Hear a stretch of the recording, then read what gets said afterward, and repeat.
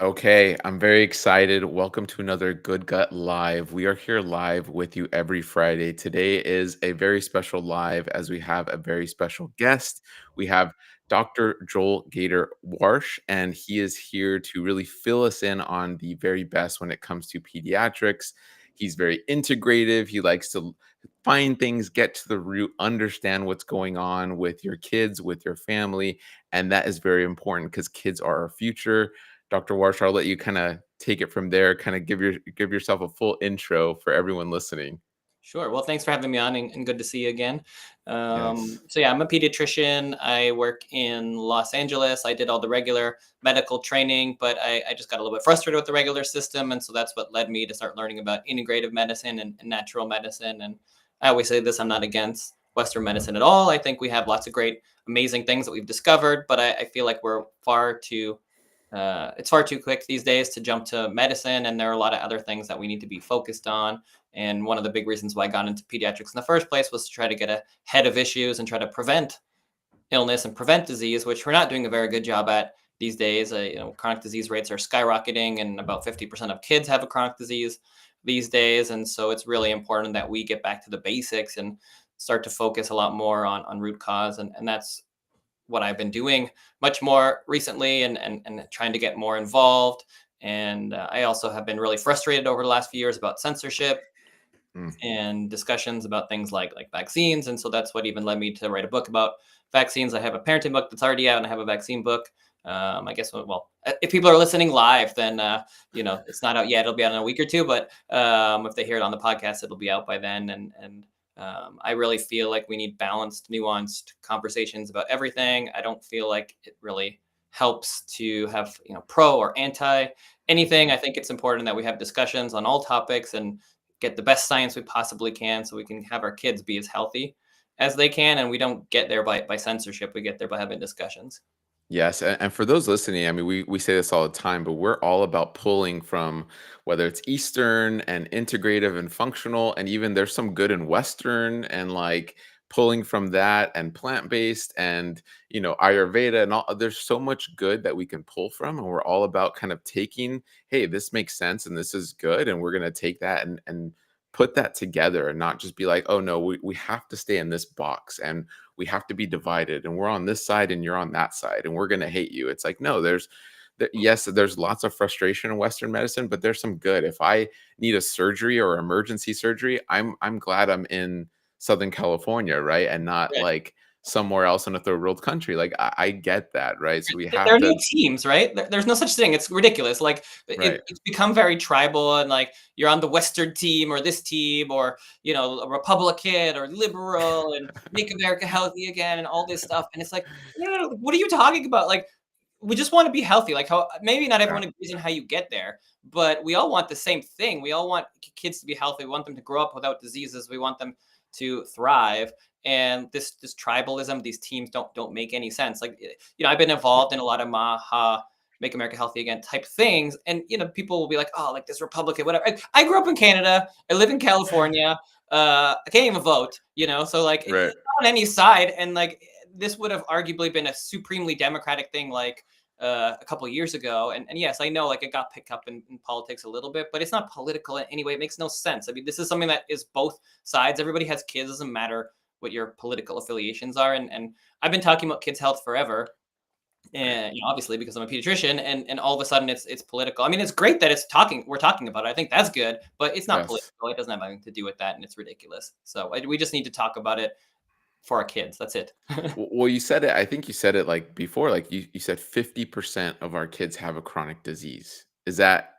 Would you say that's or it's probably more? Or would you say that's pretty accurate? Or would you say it's a little skewed even upward? It depends. I mean, there are many different studies and many different statistics, and it kind of depends on what you include as Hmm. a chronic disease. But if you're including prediabetes, diabetes, obesity, then yeah, it's probably more than 50% at this point. But at least it's somewhere between 30 and 50%, no matter which study you look at.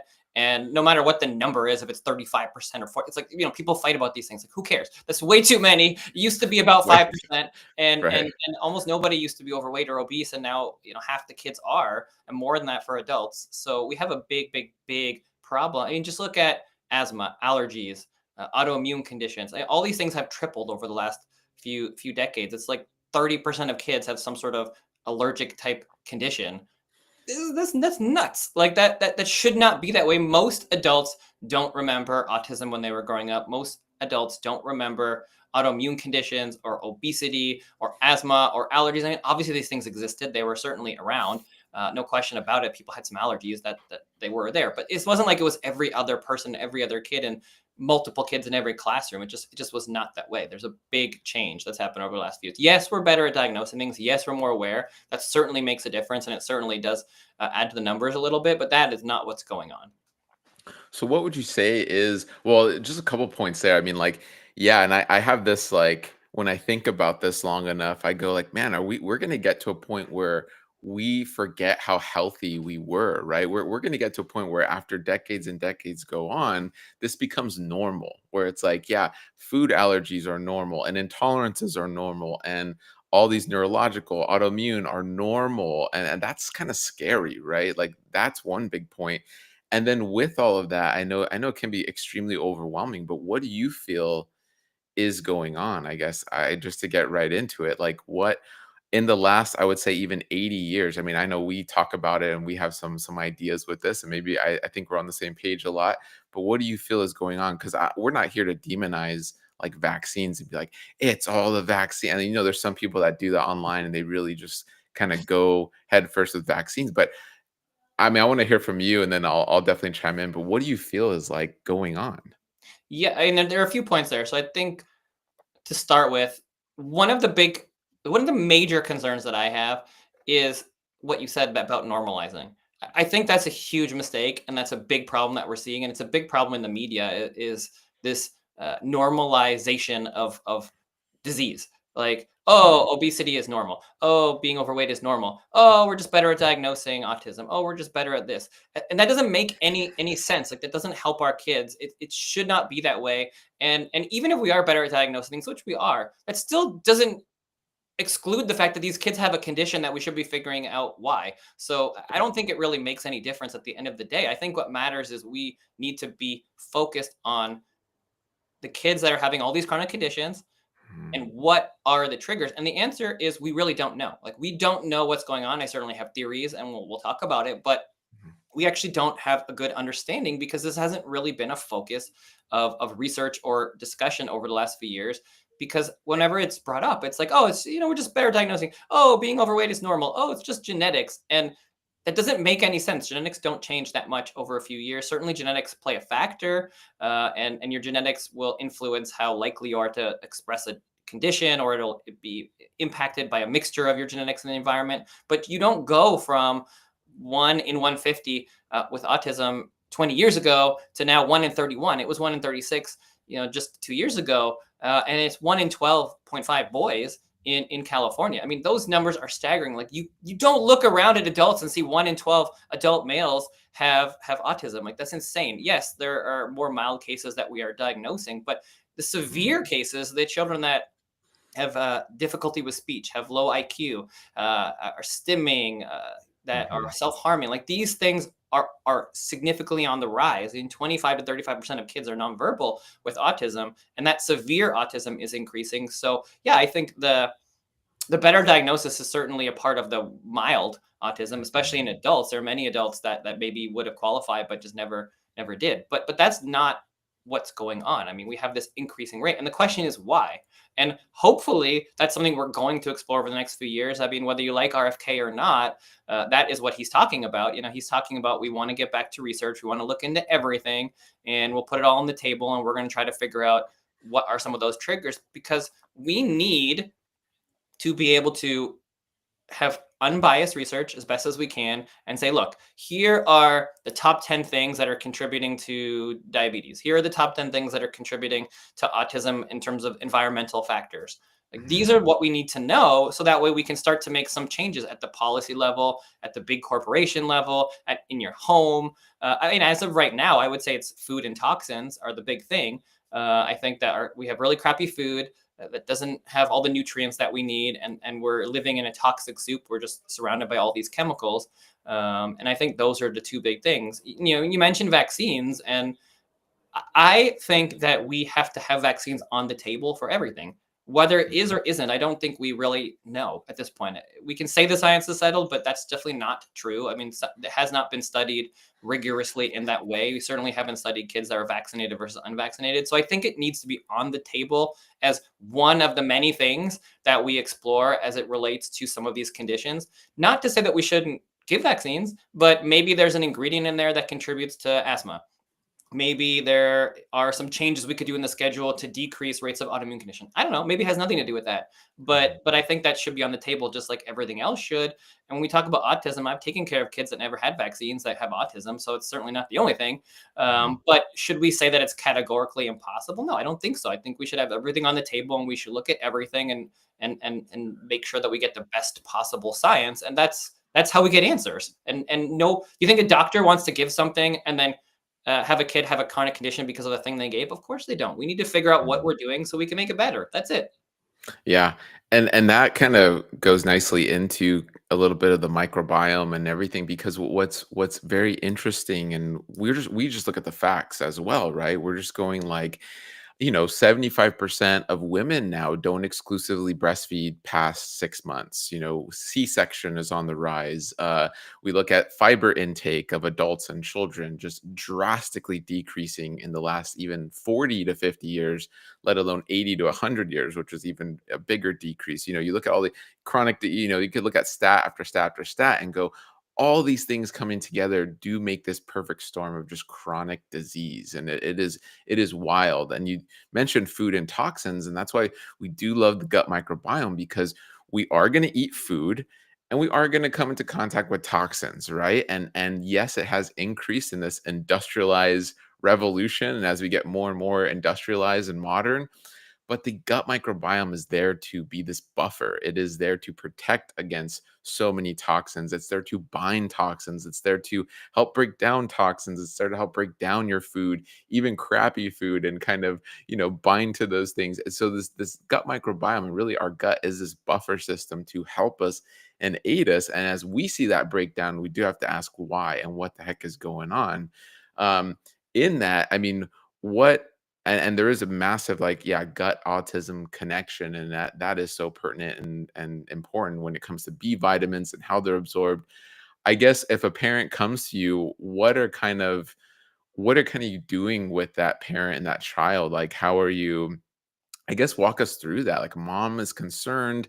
She doesn't know what's going on with her child. Maybe they're having a whole host of symptoms, from constipation to headaches to allergic reactions. Like, take us through that. Like, how are you helping your patients, or what are you kinda doing with the parent and patient? For sure. And what you mentioned, even before we get into like what we do, I think Yeah. it's so important just to kind of linger there for a second on the microbiome and just the environment of the body, right? I mean, the Yeah. body is an ecosystem and you hit it, you hit the nail on the head. It's like it's not one thing. And I don't think it's one Mhm. thing. And anybody who wants to minimize it to vaccines or to this toxin or that toxin or fluoride, like that doesn't make any sense. Our body's an ecosystem and we're very lucky it can handle a lot, right? Just like you said, it can handle Yep. a lot. And I think we need to think about it in that way. But you mentioned it perfectly, like where there are all these different insults that are happening to the body from the day of birth, even from before birth, and our body can handle just so much. And at some point, it falls off a cliff, and there are too many toxins, not enough nutrients. The microbiome is screwed up too much, or Mhm. in a way, and it expresses itself in different ways. Maybe that's autism for some, autoimmune conditions for others, Right. headaches, migraines, rashes, whatever it is. And I think that that's what's going on. We have more babies born by C-section. We have more formula. We have more chemicals and toxins. We have a whole bunch of vaccines. We have medications. I mean, all these things kind of play into a system that affect people differently. And some kids get a vaccine and are totally fine, and other people have reactions to things. Just like you have a medication, you could take Tylenol, or you could walk by a peanut. And some people have a serious reaction to a peanut. Like everybody reacts differently to all sorts of chemicals and toxins depending on your genetics and your environment. And that's the way that we are. And that's how I approach it with parents. I think that's the first thing to understand is we're an ecosystem. Our body is being bombarded. And for many kids and adults, it's just too much. And so as a parent, I mean, it's not easy because we don't know all the answers, but I think you can start by peeling back the layers and saying, all right, well, what are the things that I do have some control over? And how can I decrease the toxic exposure to my kids? How can I improve their lifestyle and what they're doing towards health, and let me just think through those things. And I think that that's where the conversation comes in. That's where the functional aspect comes in, which is tough because you need a lot of time. You have to be kind of a detective worker, and the parents have to do a lot of the work themselves, realistically, or you Mhm. have to work with someone that you can speak to for a long time. But I think the first step is taking back your a little power, and having an understanding that this autoimmune condition didn't just magically appear. It's in the context of their environment, and that's not to say that you should feel blame or shame for what you did. You didn't Mhm. know, and maybe it has nothing to do with anything. And yeah, some things are totally genetic, but most things are not totally genetic. And even if they are totally genetic, still your environment makes a big difference of how you express and how severe the symptoms are. So I think if Mhm. you focus back on, okay, what am I doing, and start to focus on making decisions that have to do with health and wellness, then that gets most parents a long way. And that starts with reading labels, thinking about the food that they're eating, thinking about how they're going to the bathroom, like you mentioned. Like, are they constipated? That means you're keeping those toxins in more. That means the gut Mhm. microbiome is, potentially screwed up a little bit. What are we cleaning with at home? What clothes am I buying for them? What am I spraying in my home? What am I putting on their skin? What sunscreen am I buying? Like every single decision we have been taught to go with faster, cheaper, easier, buy the colorful thing. And you have to get away from that. You have to start to get back to, all right, what has the most minimal ingredients? What are the words that I actually know what they are? Is this something that was local?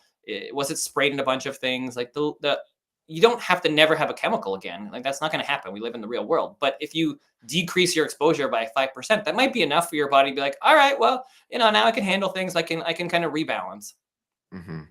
And I speak to that as a child who was chronically ill, and I call it like surface level illness. I think had it gone on longer, it would have gotten deeper and deeper. It's like a little drill, right? And it's going very slow, and it's slowly drilling and drilling and drilling. And luckily, I stopped that drill, so to speak. But I remember just allergies. I'd get hives. I'd always get sick. I'd get hay fever, postnasal drip, migraines, just constantly sick. And when I started to change, I started to exercise more, and I started to take out certain ingredients in my food, and just barely little changes, you felt that lift of like, oh wow, I'm not getting as sick as much, and oh, I'm not getting these allergies as often. And I remember being like, oh, this is powerful, like, and that's what got me into nutrition. I was like, wait, what am I doing here? And I started reading books on it, and like, oh wow, food does shape you. And for all those listening, like, really, yeah, the key, this medium, is the microbiome, because we talk about your genetics. Well, it goes into the fancy words like nutrigenomics and proteomics, and this idea of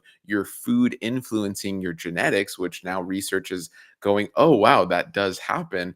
And how that happens is the microbiome and the virome. We are exchanging DNA with these microbes and even viruses.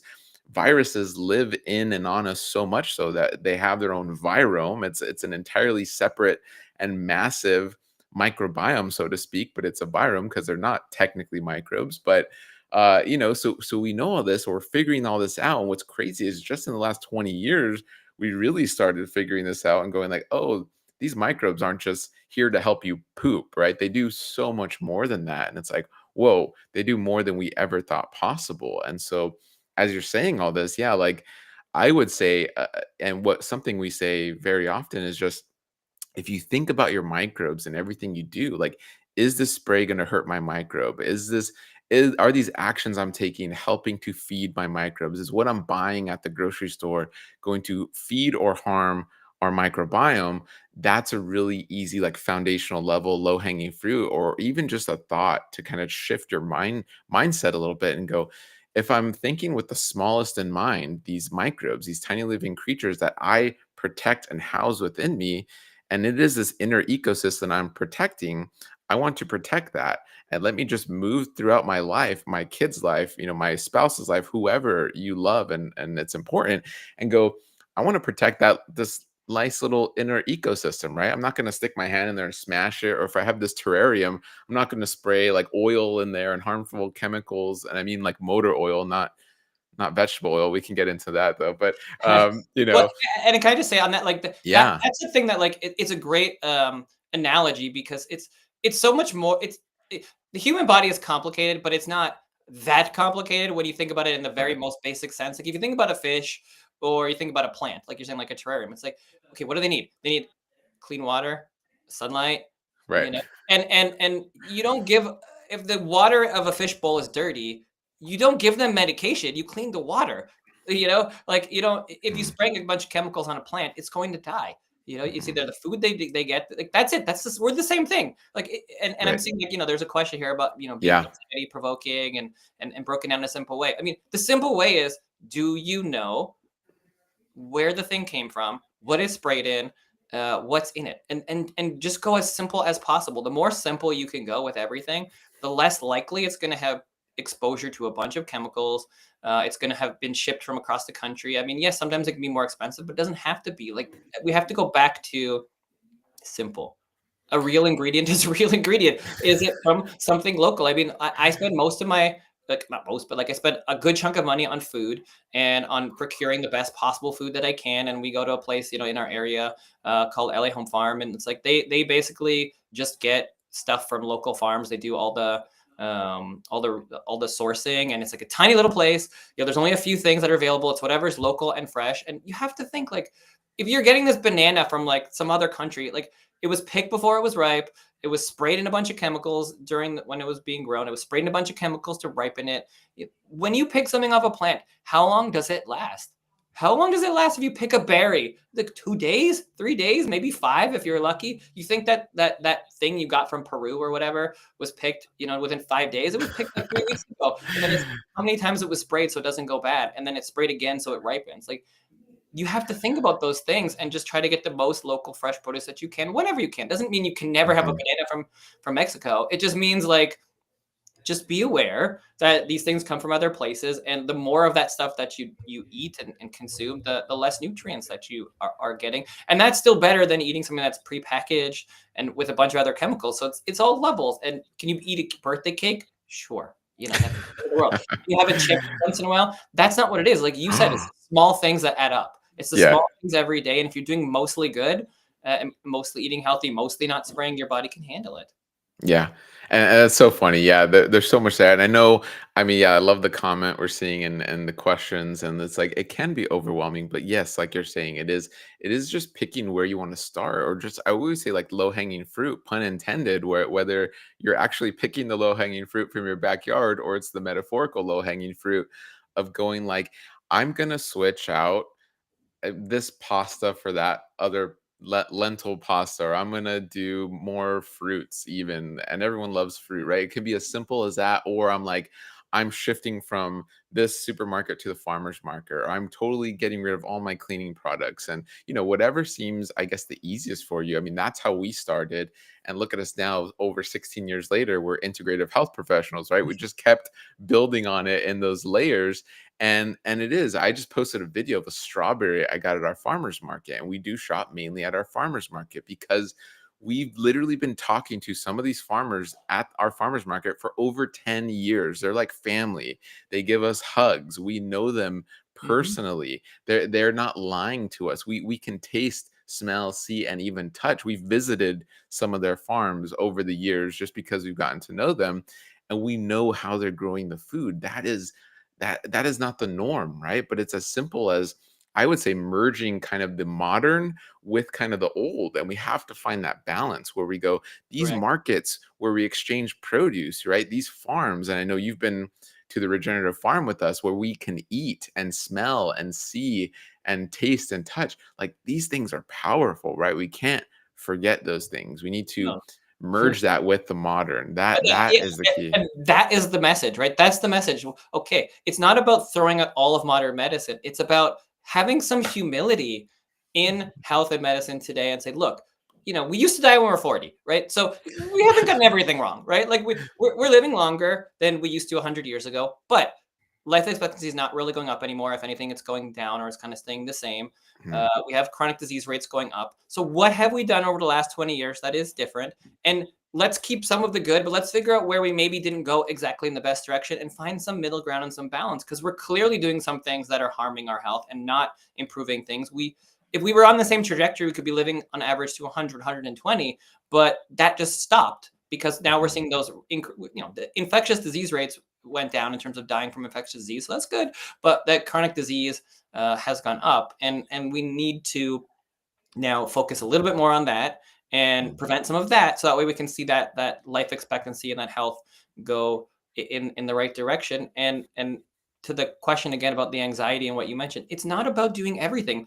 It can seem overwhelming, but the reality is, wherever you are, you just start moving forward. You take steps. If you never go to a farmer's market, go once a month.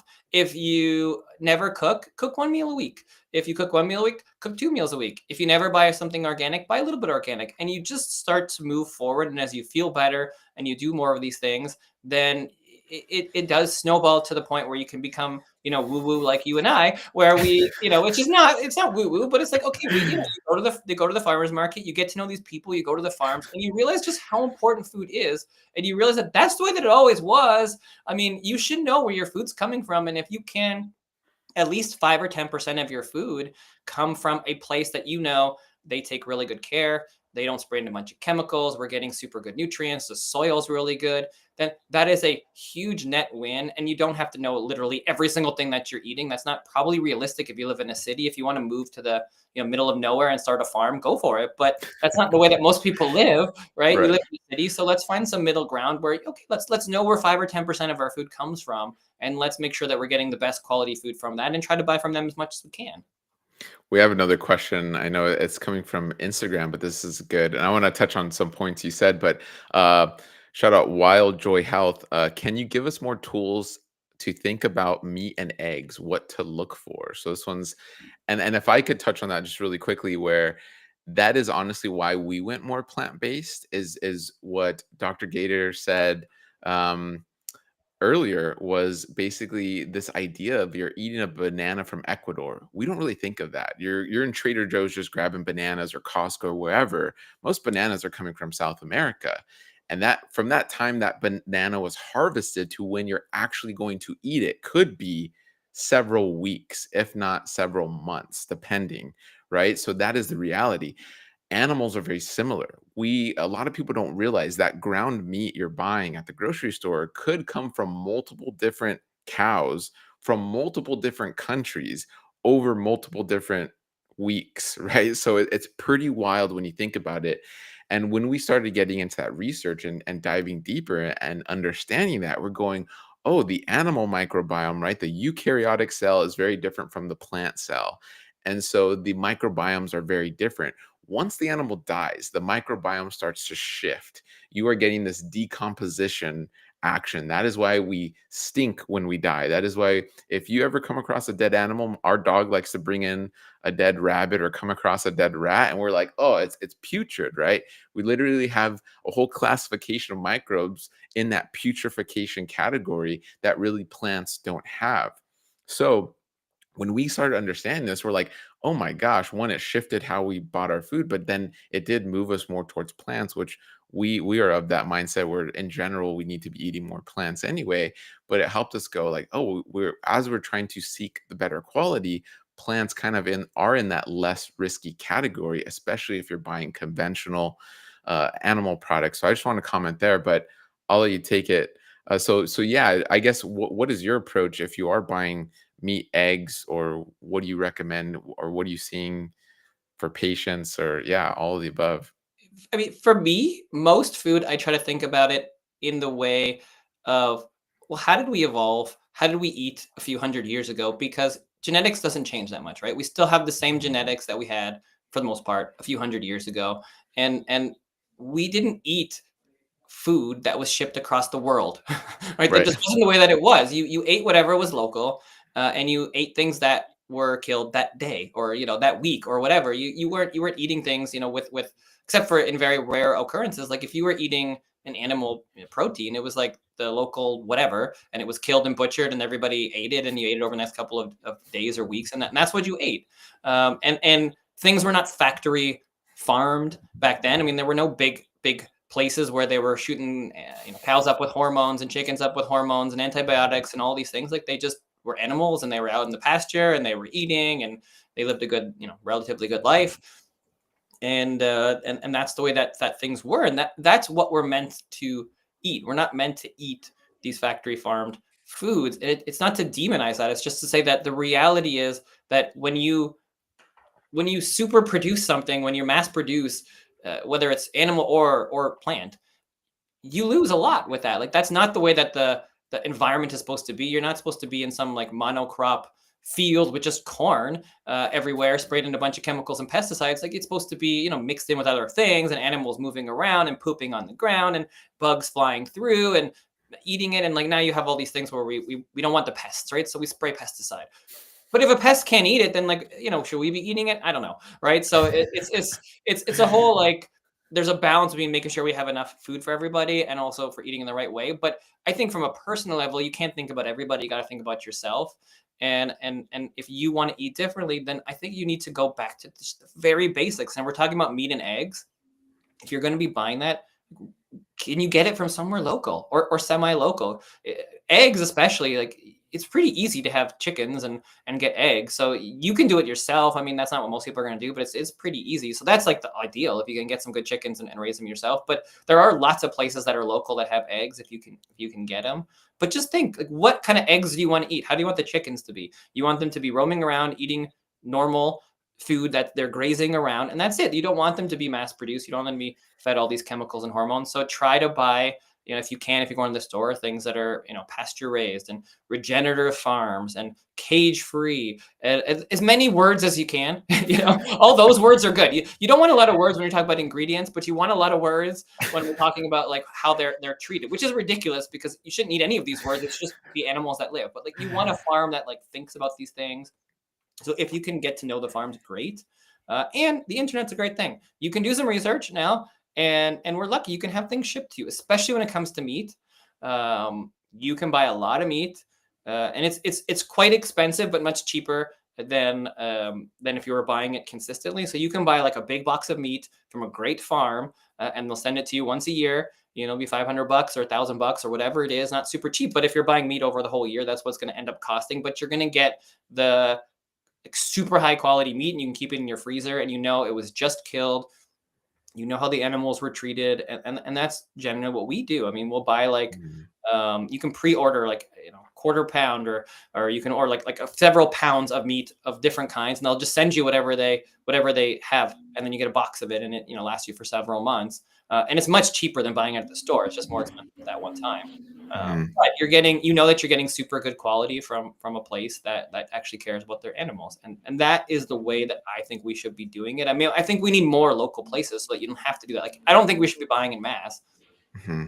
Much better to be buying locally and getting it, as it's fresh. But that's one way to do it if you don't have this around you. And it kind of depends on where you live. Like if you live in Texas or something, then, you have a lot more access to meat than.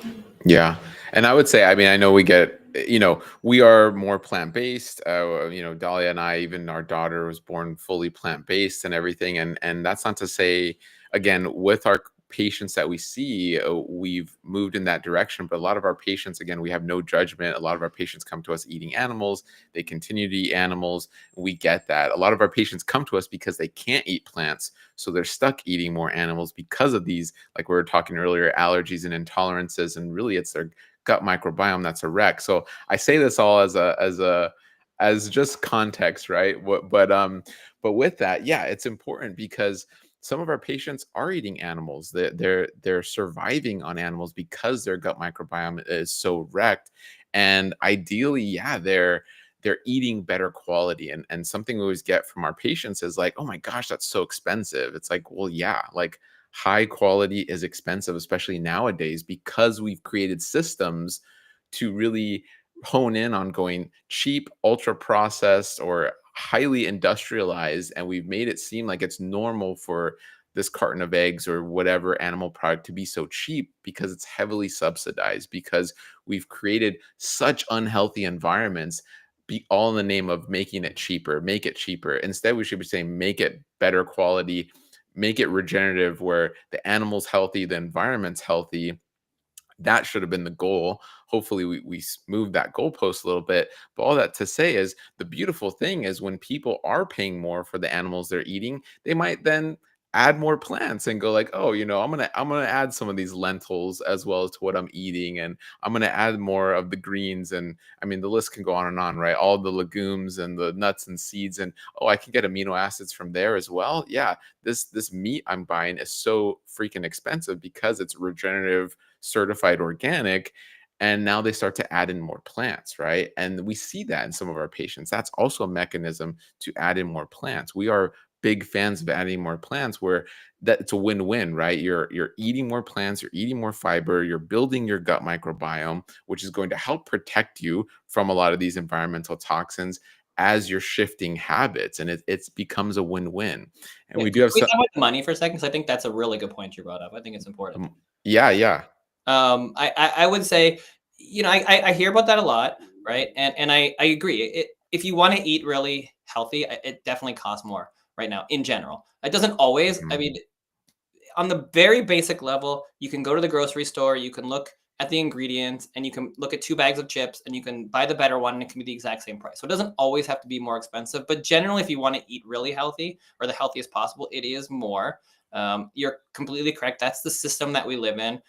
Certainly, sometimes I get called like ableist or other, what other words that people want to call it when they talk about it. But again, it's like as a pediatrician, as a doctor, my job is to talk about health and not about what it Mhm. costs, right? And the reality is that the better food costs more because they do it in a way that costs more. It's just that's the way the system is. And to be, I think it's important that if people are going to spend money, that's where you want to spend your money.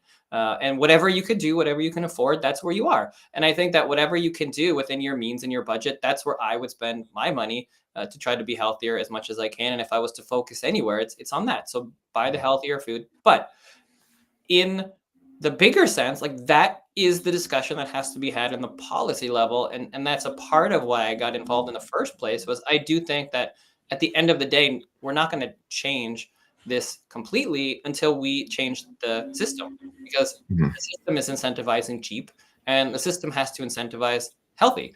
And it is possible. It's not possible tomorrow, right? But it is possible over the next 20 or 30 years if we incentivize small local farms and Yep. we incentivize farmers to go regenerative and we incentivize gardens and all of these things, then you're still going to need some mass producing for a long time. That's fine. But at least if we can decrease that and increase the better versions of it so that it become a little cheaper, so that way we can have more incentive to have a farmer's market, Mhm. more farmers markets in our locations. Look into where are these food deserts and how do we get better food into those areas. And the ecology Mhm. center is a perfect example of how we change the world, how you change America, because you Right. take this place that's like a parking lot or some sort of farm in the past or whatever, whatever it is, and It we was have an empty lot. empty lot. Like we have these capabilities now where you can turn these things into really good farms. And if every single city, like imagine if we like now we have a park, right? And every single amount of people and kids in an area, they like have to have park space. So what if we had the same kind of rules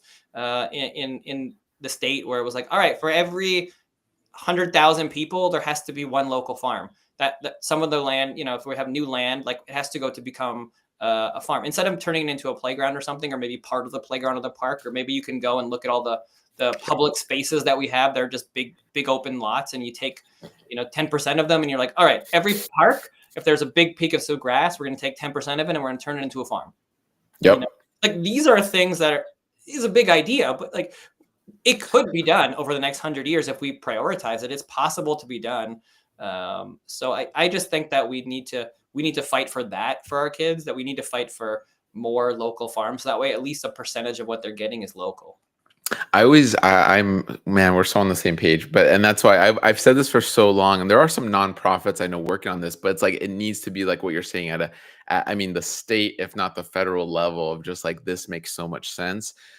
Because yeah, I mean, when you look at what the city spends on landscaping and just HOAs in just, I mean, just take Orange County. I think we probably spend the most on like HOAs and city landscaping because everything needs to look like Disneyland and perfect.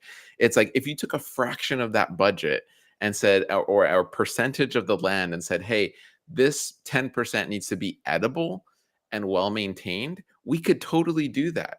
And these parks, if half of the parks or 10% had edible landscaping, not even a farm, not even where we're tilling the soil or like not tilling, but layering and putting effort, Just no plant effort, trees with like fruit. fruit. It's just there. Like go pick it. Whoever wants it, go get some fruit. Like it's not like you could do it. You just need to have water.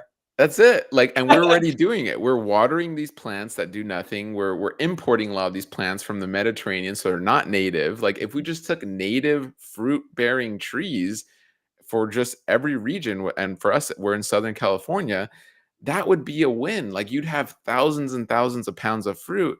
Now we're already paying these landscapers, pay them to collect the fruit and donate it to a food bank at the very least, right? Or local schools. Like, just that alone in every city would be massive, right? And I mean, so it's free in a sense in the long run, right? It takes some investment, obviously, and you have to have water, but you're already watering things anyways, and you're watering the plants, and you're spending all this money. So you could just you don't have to feed everyone like you said. Like it could be for food banks for to help with people that don't have food. You give that food to schools. You could have a government parks agency that has to do with the food, and then you have people that run it, and it's like government fund. Like if I want to give taxes, and we pay plenty of taxes in California, like I sure as heck would be fine paying a couple of dollars tax to fund a program that the government oversees the local farms and gardens for the kids, for the schools. Like that's a good use of money. Like what we all agree. Like, hey, we want firemen. That's a good thing. We don't want fires. right. Like I think everyone would be totally fine if we were like, hey, everybody's given $1 and it's going to cover that. We're going to turn every park or a bunch of parks into food. I would It's a totally no-brainer. thumbs Like up. the people could just go pick oranges. Like why do you need to buy an orange from some other place when we live in California? Like it's so stupid. You should never have to pay for it. It should just be here for people. Or what's wild is like literally one of our close friends grows bananas. She has so many banana trees. They grow so well. They're the little, like thick, fat, sweet ones, and they're so great. And it's like you can grow bananas here too. So you don't have to get that one from around the world. When we're talking about carbon and environment and climate change and all of this, it's like this would cut emissions like in half from logistics of just even food production. So there's so many layers here. But I wanted to someone's comment, or Courtney, shout out Courtney, great idea. My daughter's going to be a city regional planner. What you're saying is the future. Yes, and this is inspiring kids the future to not only be healthy, but be healthy so they can then be functioning healthy members of society, going like I'm healthy and I want to create, and again, these kids are future regional planners, city directors, nonprofit directors, to be like, I'm healthy, I get this, I've invested in this, and now I want to see this at a bigger level, right? That's how big these seeds grow. These tiny little seeds move mountains, right? These tiny little seeds just become forests, and that's what we're talking about here. So yes, please tell your daughter to make to plant a city that's edible where people can walk and just pick fruits. That'd be great. Um, and then to go back to what we were saying, I know we got off a little bit, but the whole idea with like the meat and eggs and all this, and but follow up to that was, how can I support hormone health boys school age, especially for my boys? Research is saying dairy is good for male hormone development. So these are some good questions, but that's the same person who's asking about meat and eggs. So I guess for you, Dr. Warsh, like what hormone health, I guess what you're seeing in school age children, or I don't know if you're touching on that, coming across that, parents concerned about that. Well, I mean, there's certainly a lot of concern around early puberty, right? And Okay. that hormones are kind of all over the place. I think the research is still in its early stages because people are just starting to really recognize this as being a big problem. But I think that there's no question that the toxins and the chemicals that we're being exposed to are affecting our endocrine system and affecting our hormones. And that's one of the big reasons why we're seeing puberty so young, in kids that are under 10, it's starting and it's not even abnormal anymore, which it used to be, 12, 13, 14, 15, and now it's like 7, 8, 9.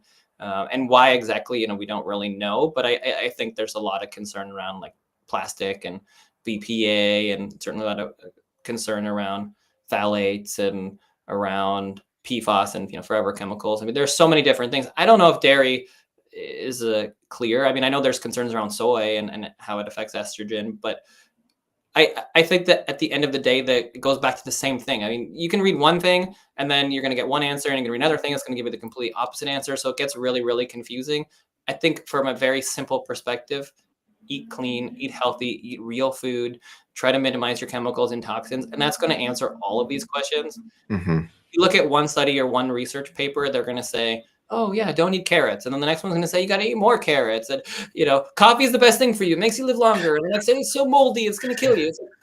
It's impossible to keep up. It's anxiety provoking. I don't think it helps. Just try to Yeah. get fresh local produce, know where it comes from, get the best quality that you can, and don't stress about all the other stuff. And I think that that's the issue. Yeah.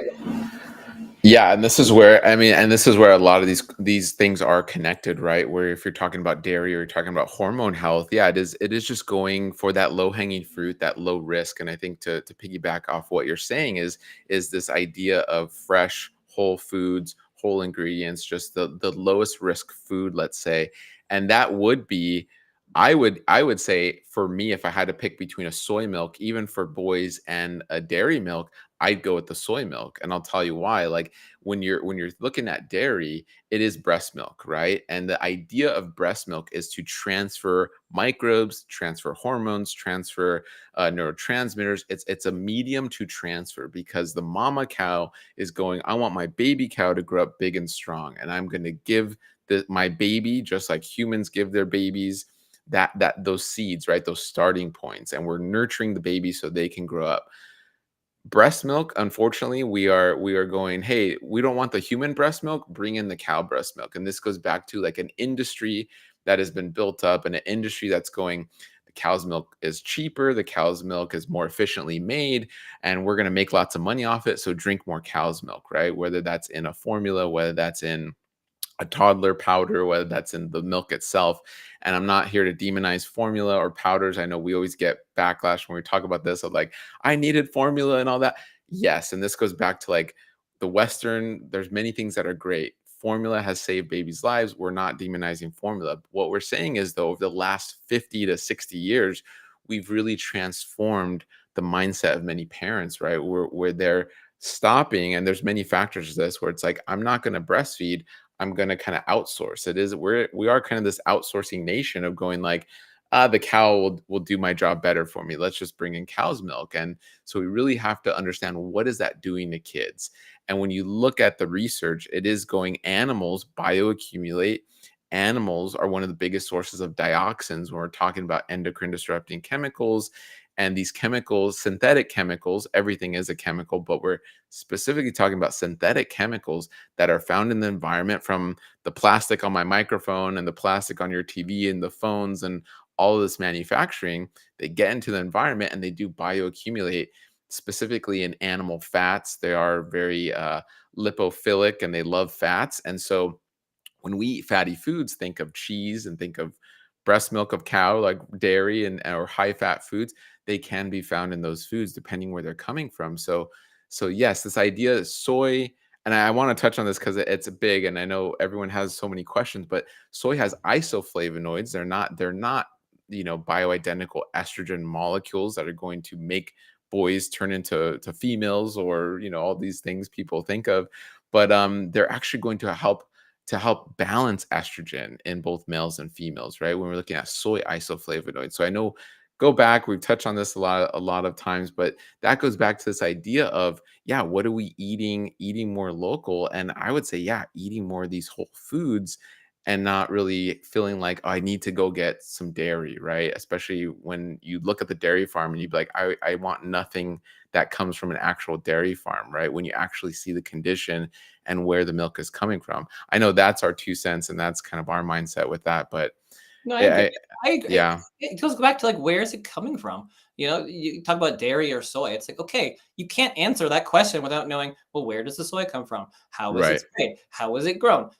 Dairy, like, how are the cows' lives? What are they injected Mhm. with? Where does the cow milk go? How is it processed? Like, if you just go to some regenerative farm and drink milk right from a cow, or like a dairy, it's probably like amazing for you. But if you are like drinking it after all these hormones and it's been sent places and there's a bunch of chemicals in it, like that's not so amazing for you. And that's why I'm sure that's why most people have a dairy sensitivity these days. It's like almost nobody in my office drinks dairy anymore, you know, Yeah. and people that do, they always like that's the first thing you're talking about. Like, are you eating gluten or dairy? And not because gluten and dairy are like inherently the most evil things in the world, but the way that these two things are made, Yeah. especially in America and the way they're mass produced, our bodies just don't handle it anymore for most people. Some people do, some people handle it fine, but that's why you go to other countries and you eat the same thing, you drink the same thing, and you actually do okay because a lot of times they're just made in a different way. They're not as mass produced and they're not sprayed in as many chemicals and crap. And your body can then handle it at least a little bit better. So it's not to demonize Yeah. anything. It's just to say like,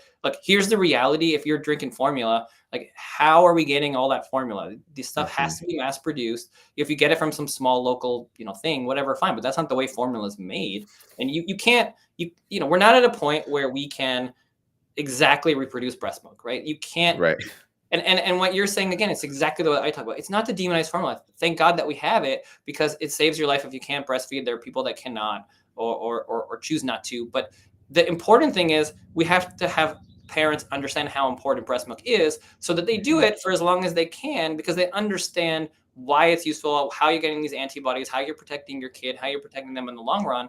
So that way, it's not just like you hear this formula ad and just like they used to be. Like when I was growing up, my mom told me I was right when I read my first book. I was asking about my birth, and she was like, "Yeah, they encourage you to have formula." They Mhm. were like, "Yeah, you don't need to breastfeed. Like, take a break. Why Yeah. why do you need to breastfeed? Like, we have formula here. Just use it." And that's the wrong messaging. It's the wrong messaging to just not understand the benefits of the natural thing.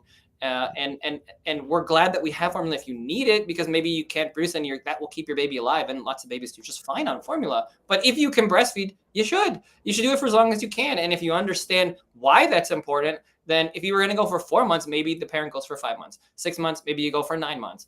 You weren't going to do it, maybe you do it for 2 months. That's the important messaging that we need to get, so that way people understand these things matter. And it goes back to all food. It's not just breastfeeding, it's all of food. The things that you put in your mouth and in your kid's mouth matter. It builds up over time. Having a pizza one day is not the end of the world, but if you eat that stuff every single day, if you eat the chemicals and the dyes, and tons of sugar, it adds up. It adds up to a chronic disease, and that's what we're seeing. That's what we're seeing these days. It's all of these things together. It's not one thing. You get a lot of hate about, oh, why are you talking about dyes? And I just came back from the FDA or the HHS. I was actually there. It was pretty cool to be there when they announced that they're going to be phasing those out over the next 2 years. And you still hear all the time, oh, but there's so many other problems. Yes, there are, but you have to take one thing at a time. We got to get the things out that are easy to get out that we know don't give us any benefit, but have clear harm or potential harm, one thing at a time. And if there's food dyes in it, it's not a natural product and it's not the same thing as eating an apple. So let's move forward. And that's my big message here to parents when you're talking about food is, how do you move forward? Simple. Just simplify. That's it. Natural. You're going to get a long way, and the more of that you do, the healthier your kids are most likely to be.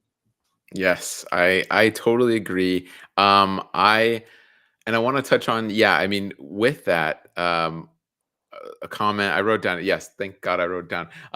Moms are the OG regenerative farmer at the farmers market, right? Moms are making the breast milk, right? You want the most locally sourced regenerative milk. It's the breast milk, right? So keep that going. I know we have this kind of like, oh, at 1 year I need to stop. No, I mean, as humans, for most of human history, we can go up to 5 to 6 years old on average is when moms either stopped or were slightly breastfeeding just a little bit. I know for our daughter, we went up to 2.5 years old, and then she finally stopped. She would have kept going, and we were like, okay, that's enough for us, right? We need to stop. But and then another point too is this idea of, yes, keeping it simple. And this is another reason why we moved towards plants. It was in college, we were broke in college, and we're like, oh my gosh, this 5 pound bag of lentils with all this protein and nutrition is way cheaper than us trying to get really high quality meat for now. And then I just felt great with it and kept it going. I was like, I'm not a fan of that anymore. And this is what works for me. And going, oh wow, if I source all of these proteins from different plant sources, I'm getting wonderful amounts of nutrition and it tastes great and I'm learning to cook. And it was all these wins, right? And so the idea that it's expensive, like, yes, right? If you're getting those the bag of chips or the fancy, if you're at Air One and you're going, I'm gonna eat plant-based at Air One, you're gonna spend like $500 for sure. But really, if you're getting dry lentils and nuts and seeds and grains, like you're not gonna spend that much, right? And so there's so much here, but man, this was wonderful. I just want to say a big thank you, and I want to be mindful of your time because I know you have a lot going on. And even just a comment on just one thing you said was the food dyes. And really quickly with that, I know I've been absorbing that. I've been seeing kind of what you were posting and so many others in a positive light. I've been seeing also some of the, I guess we'll call them haters, let's say, of just like, well, food dyes and junk food, like who cares? That's not going to do. And it's always like these kind of negative Nancy's, I guess. But it is this understanding of like, where do we start then? Like, you want to give this list of all this, like, this is what we should do. Okay, where do we start then with that? Did you magically snap a finger and your list of things we should do gets done? Like, no, this has been like decades in the making of finally getting people to realize artificial food dyes are not good. It reminds me of the people who demonize organic, like, oh, organic isn't perfect and there's still pesticides and there's issues. Okay, it's a start, right? What do you want? You want to jump this chasm without creating stepping stones, right? Like, these are stepping stones to something better. I think we all need to realize that, understand that, and not just always nitpick, and then we're never going to get anywhere, right? It's like those people who overthink and never execute, and we're never moving forward. We're just going to overthink, nitpick, and argue and not get anything done. So that, I'm glad you brought that up because I've been seeing that. I'm like, you want to complain about these things, it's a step in the right direction. Organic, if it wasn't for certified organic, we wouldn't have regenerative organic certified, which a lot of people are now moving to and waking up to, which is better than certified organic. This is how we move forward. And it's so important. So that is wonderful. I mean, anything to add with that? I just wanted to Yeah, no, mention some of those. that's exactly that's the way I think about it. It's one step at a time. If you think that you're going to change the entire food system in a couple of months with the new administration or different people involved, like that's impossible. No matter what you do, you think you're gonna be able to easily deal with these huge corporations, like they're just going to be like, yeah, I guess we're just not going to sell our products anymore. Obviously not. Like, you're going to have to fight them for a long time. You're going to have to take small wins. They're going to sue everyone up the wazoo. It's going to take many years. Of course they're going to do that. They don't want to go out of business. So hopefully you can start to create these wins, start this discussion, because ultimately at the end of the day, it's going to be faster and easier to transition this food because people want it, right? The more Right. people that want it, then the companies will change on their own. If you want that, just like organic, like you're saying, they're going to make organic products if people are going to buy it, if they're not going to buy the other stuff. So it's the same thing. If we are like, look, food dyes are crappy, don't buy food dyes, they're not good for you, then the companies will voluntarily transition them out if people stop buying it, because they're gonna start being like, oh yeah, you know what, that crazy guy RFK that I don't like, but I kind of agree with him on food dyes. I'm not gonna buy that anymore. Yeah. So then they look at the product. I'm not gonna buy this bag of chips anymore with food dyes. I'm gonna buy this other thing, and they stop selling those things. So they're just gonna change it. They're not gonna want to have to deal with making 15 different products.